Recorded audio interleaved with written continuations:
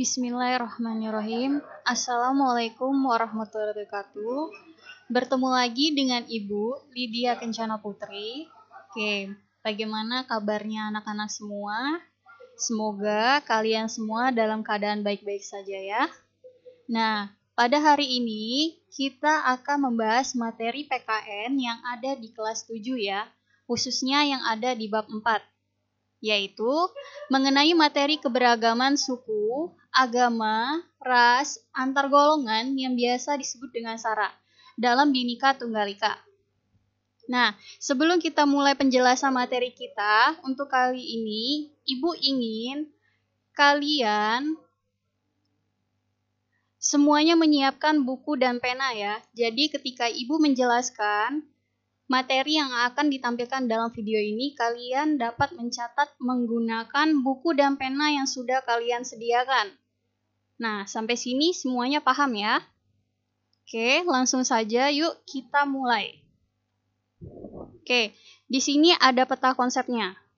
Karena kita baru masuk ke bab yang baru, maka kita harus mengenali terlebih dahulu peta konsep ataupun subbab yang akan kita pelajari pada bab ini. Nah, pada bab ini kita akan belajar mengenai tentang satu, keberagaman dalam masyarakat Indonesia. Yang kedua, arti penting memahami keberagaman dalam bingkai Bhinneka Tunggal Ika.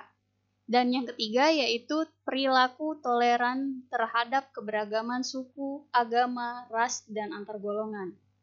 Ya, mungkin dari 3 subbab ini akan Ibu bagi menjadi beberapa video ya, supaya penjelasannya lebih rinci. Nah, langsung saja pada video ini, Ibu akan membahas mengenai subbab yang pertama, yaitu keberagaman dalam masyarakat Indonesia. Nah, di subbab ini ada beberapa poin yang akan kita bahas. Poin pertama itu tentang faktor penyebab keberagaman di Indonesia. Dan poin kedua, macam-macam keberagaman di Indonesia. Nah, untuk kali ini Ibu akan menjelaskan poin pertama pada keberagaman dalam masyarakat Indonesia, yaitu faktor penyebab keberagaman di Indonesia. Nah, untuk kalian, saat Ibu menjelaskan, kalian juga bisa sambil melihat buku paket ya.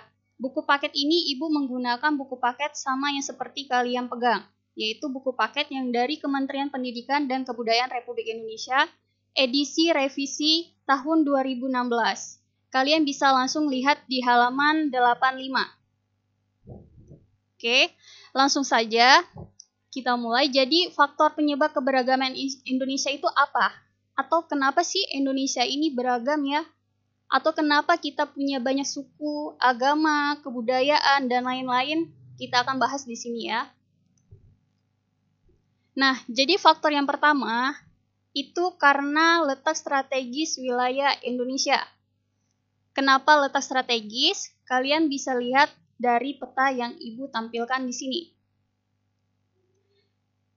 Di video ini, Ibu akan menjelaskan dari peta ini bahwa di sini menggambarkan Indonesia itu dilalui oleh jalur yang sangat luar biasa, yaitu Indonesia dilewati oleh 2 samudra, Samudra Pasifik dan Samudra Hindia, dan dilewati oleh 2 benua, yaitu benua Australia dan benua Asia. Nah, hal itu menyebabkan Indonesia dilalui oleh jalur perdagangan internasional yang juga membawa pengaruh kebudayaan kepada masyarakat Indonesia. Contoh ya, Ibu beri contoh. Pada zaman dahulu itu orang-orang yang berada di benua Asia ya, mereka melakukan perdagangan. Dan adapun orang-orang yang berasal dari Eropa. Contohnya gini, mereka melakukan suatu perdagangan dan melewati lautan atau menyeberangi lautan sampai ke negara Indonesia. Dan orang-orang Eropa tadi menetap di Indonesia. Nah, ketika di Indonesia, karena mereka melakukan perdagangannya itu yang cukup lama ya, mereka sembari menyebarkan kebudayaan-kebudayaan yang ada pada mereka. Nah, salah satu yang disebarkan sampai saat ini masih ada di Indonesia adalah agama ya nak. Nah, agama itu agama Kristen yang dibawa oleh pedagang-pedagang yang berasal dari Eropa. Kemudian selanjutnya ada juga agama Konghucu. Itu berasal dari pedagang yang datang dari negara Cina. Nah, jadi seperti itu. Sehingga dari proses perjalanan yang mereka lakukan itu, mereka meninggalkan suatu kebudayaan kepada kita, gitu ya. Dan ada lagi, misalnya mereka melakukan suatu pernikahan. Nah, jadi orang Indonesia yang menikah dengan orang Eropa, otomatis anaknya jadi anak hasil dari pernikahan campuran. Nah, anak dari hasil pernikahan campuran itu pasti sudah mempelajari dua kebudayaan ya. Eropa dari ayahnya dan misalnya kebudayaan Indonesia dari ibunya. Nah, sehingga timbullah kebudayaan-kebudayaan baru yang diserap dan diterapkan di Indonesia ya nak. Sampai di sini paham ya nak ya. Bagi kalian yang mungkin masih kurang paham dan ada pertanyaan, kalian bisa langsung tulis di kolom komentar ya nak ya. Oke, kita lanjutkan. Faktor penyebab keberagaman di Indonesia yang kedua yaitu kondisi negara kepulauan. Yang sebagaimana kita ketahui bahwa Indonesia ini terdiri dari 34 provinsi. Nah, 34 provinsi ini tidak terletak pada satu pulau saja ya, melainkan beberapa pulau. Nah, contohnya bisa kalian lihat di gambar ini. Ya. Nah, ini ada beberapa pulau-pulau ya. Ini pulau. Di beberapa pulau ini bisa kita ambil contoh, seumpamanya ada beberapa penduduk yang tinggal di sini. Nah, orang-orang yang tinggal di sini pasti memiliki ciri khas tersendiri. Ciri khas tersendiri yang membedakan antara pulau yang A dengan pulau yang B. Ya, kita ambil contoh di sini adalah pulau A dan di sini adalah pulau yang B. Nah, inilah yang mengakibatkan keberagaman yang terjadi, ya. Nah, selanjutnya, kondisi ini mengakibatkan masing-masing daerah mengembangkan sendiri budaya mereka masing-masing. Misalnya, daerah A yang di sini menggunakan bahasa Melayu. Dan di daerah yang B atau yang pulau yang B ini menggunakan bahasa Jawa. Nah, sehingga ini sudah menimbulkan dua kebudayaan ya. Ada yang dari bahasa Jawa dan ada juga yang bahasa Melayu. Oke. Nah, sampai di sini paham ya? Nah, coba kalian pikir, jika seumpamanya ini ya, seumpamanya kita hanya berada di satu pulau saja. Misalnya di sini kita ambil ya, otomatis hanya tinggal di sini saja dan di pulau lain tidak ada lagi, hanya di sini saja.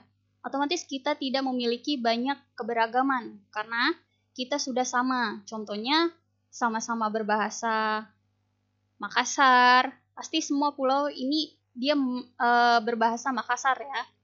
Jadi kesimpulannya kondisi negara kepulauan itu merupakan salah satu faktor penyebab keberagaman di Indonesia ya. Dan itu sangat berpengaruh mengapa Indonesia ini beragam. Oke, selanjutnya faktor penyebab keberagaman di Indonesia yang ketiga yaitu perbedaan kondisi alam. Nah, Indonesia beragam karena adanya perbedaan kondisi alam. Contohnya perbedaan kondisi alam adalah bentang alam seperti pantai, gunung, padang rumput, dan lain-lainnya. Ini mengakibatkan kondisi masyarakat berbeda pula ya nak.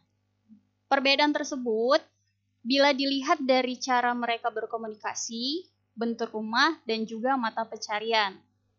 Ya, kalian bisa lihat pada gambar ini, di daerah perpantaian, daerah perpantaian merupakan dataran rendah ya nak, dan daerah pegunungan. Nah, di daerah pegunungan ini merupakan dataran tinggi. Nah, kalian bisa tahu dari sini terlihat bahwa mata pencarian mereka sudah berbeda. Kalau yang di daerah pantai, mata pencariannya mereka adalah nelayan. Dan di dataran tinggi atau daerah pegunungan mereka adalah seorang petani. Nah, di sini sudah kelihatan perbedaan keberagaman seperti apa, dan karena kondisi alam yang berbeda, maka mata pencarian mereka pun berbeda. Selain itu, perbedaan tersebut juga bisa dilihat dari komunikasi dan bentuk rumah. Ya. Nah, contohnya begini.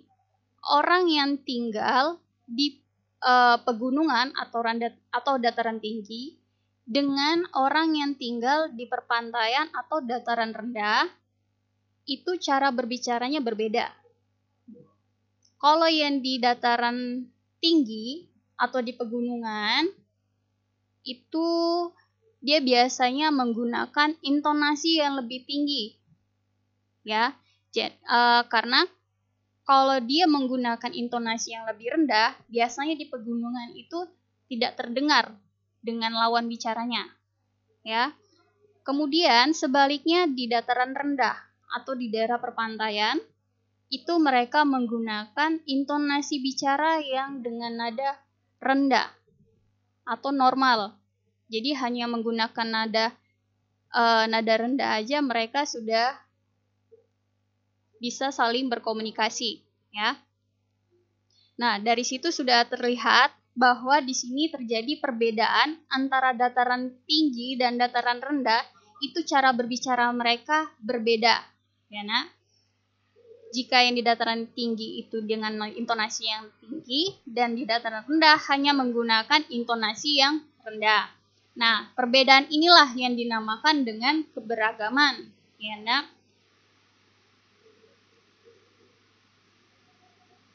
Sehingga maka dari itu, kenapa Indonesia beragam? Ya karena kondisi alam di sini itu berbeda. Oke, selanjutnya, karena keadaan transportasi dan komunikasi juga merupakan salah satu faktor penyebab keberagaman di Indonesia. Kenapa? Di sini dalam kemudahan dalam sarana transportasi dan komunikasi dapat membuat masyarakat mudah untuk berhubungan dengan masyarakat lain. Sebaliknya, sarana yang terbatas juga menjadi penyebab keberagaman dengan masyarakat Indonesia.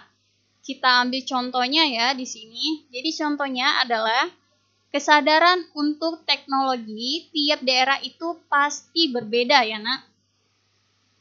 Nah, kalau kalian ambil contoh, ini misalkan di perkotaan.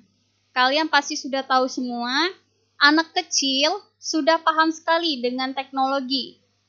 Ya.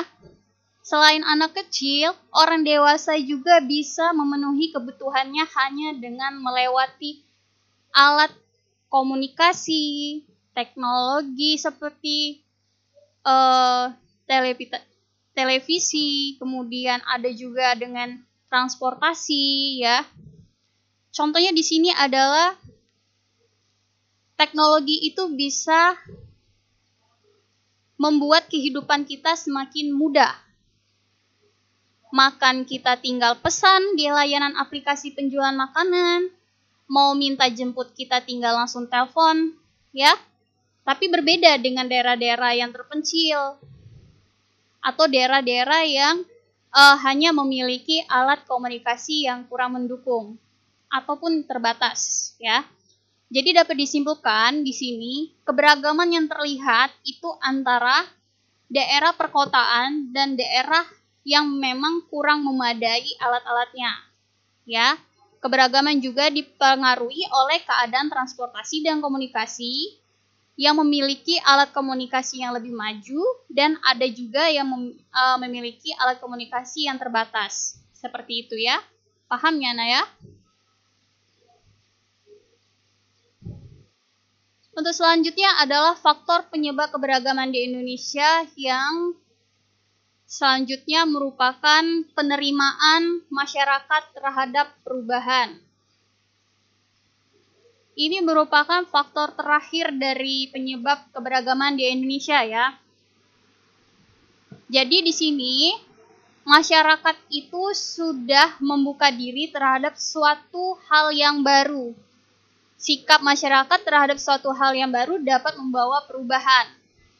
Penerimaan terhadap suatu hal yang baru harus disertai dengan penyaringan juga. Nah, kenapa di sini harus disertai dengan penyaringan? Karena suatu hal yang baru tidak semuanya langsung kita ketahui dampaknya. Seperti apa dan bagaimana. Nah, maka dari itu harus kita saring dahulu dengan cara mengkajinya dan mencari tahu apakah dampaknya itu lebih dominan ke positif, apakah dia lebih dominan ke negatifnya. Ya, seperti itu. Jika memang dia lebih positif, ya kita harus mengikuti era global perubahannya itu. Tapi jika dia lebih dominan ke negatif, lebih baik dijauhi. Seperti itu ya. Oke, untuk di sini akan Ibu berikan beberapa contohnya, yaitu petani menjual hasil taninya. Bisa langsung dijual melalui online ya. Nah, dari situ masyarakat kota terutamanya ya, lebih mudah untuk mendapatkan suplai bahan-bahan mana yang mereka butuhkan. Yang lebih segar, yang lebih besar, atau yang pokoknya yang ingin mereka butuhkan.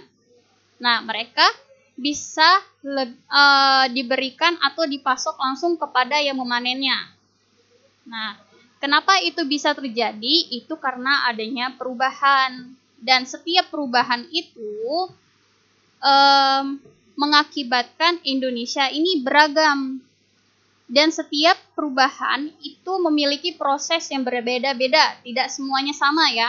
Semuanya berbeda. Misalkan di sini Ibu ambil contoh kembali. Ada kota A, kota B, dan kota C ya. Jadi, seumpamanya di kota A itu sudah menerima teknologi yang baru dan lebih canggih. Sedangkan di kota B dan C itu belum menerima pemasukan teknologi yang baru ataupun yang canggih.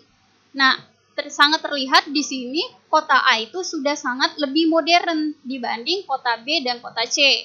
Nah, inilah yang menyebabkan perubahan yang beragam. Nah, jadi dari ini semua sudah selesai ya nah untuk penyebab faktor penyebab keberagaman di Indonesia ini. Kenapa Indonesia itu bisa beragam? Nah, itu dia ya. Jadi kalian sudah tahu kenapa Indonesia ini memiliki keberagaman. Ya, itu karena Indonesia itu memiliki satu faktor letak strategis wilayah Indonesia, dan kedua, faktor kondisi negara kepulauan, ketiga, ada faktor perbedaan kondisi alam, keempat, ada faktor keadaan transportasi dan komunikasi, dan yang terakhir ini adalah faktor penerimaan masyarakat terhadap perubahan. Nah, itu dia jawabannya ya, karena Indonesia memiliki 5 faktor penyebab keberagaman Indonesia. Kalian harus ingat ya, karena ini biasanya sering juga keluar dalam soal-soal latihan. Nah, mungkin sampai di sini dulu informasi materi yang bisa Ibu sampaikan. Lebih dan kurangnya Ibu mohon maaf. Dan semoga apa yang bisa Ibu sampaikan hari ini bisa bermanfaat dan untuk kalian semua. Dan semoga kalian semua bisa selalu belajar dengan giat ya. Semangat belajar itu harus selalu ada. Kalian harus terus berusaha ya. Kemudian kalian juga bisa cek materi-materi mengenai PKN lainnya di channel ini. Supaya kita bisa belajar bersama. Dan sebelum Ibu akhiri semua ini, Ibu tidak akan pernah lupa untuk mengingatkan kalian selalu menjaga kesehatan itu lebih utama, ya. Apalagi dalam masa pandemi ini. Jadi selalu ikuti protokol kesehatan yang kalian sudah ketahui, ya. Beberapa di antaranya adalah pastinya menjaga kebersihan diri. Jika ingin berpergian, itu jangan lupa menggunakan masker ataupun face shield, ya. Kemudian tetap jaga jarak terhadap lawan, minimal 1,5 meter, ya. Dan kemudian jangan lupa selalu membawa hand sanitizer, ya. Oke, mungkin ini saja yang bisa Ibu sampaikan. Akhir kata, Ibu ucapkan terima kasih. Wabillahi taufiq wal hidayah. Wassalamualaikum warahmatullahi wabarakatuh.